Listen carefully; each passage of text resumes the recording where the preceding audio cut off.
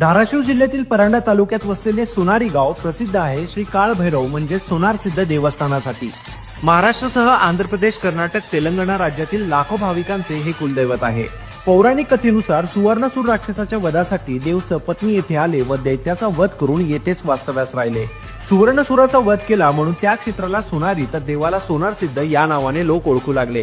चैत्र महिन्यात देवाचा भव्य यात्रोत्सव असतो। यावेळी लाखो भाविक उपस्थित असतात। यात्रेमध्ये चैत्र शुद्ध अष्टमीला देवाला हळद लागते व देवाचे घट बसवले जातात, तर चैत्र वद्य अष्टमीला देवाचा विवाह संपन्न होतो। एकादशी, द्वादशी व त्रयोदशी हे यात्रेचे मुख्य दिवस असतात, तर त्रयोदशीला काळभैरवनाथांचा भव्य रथोत्सव संपन्न होतो।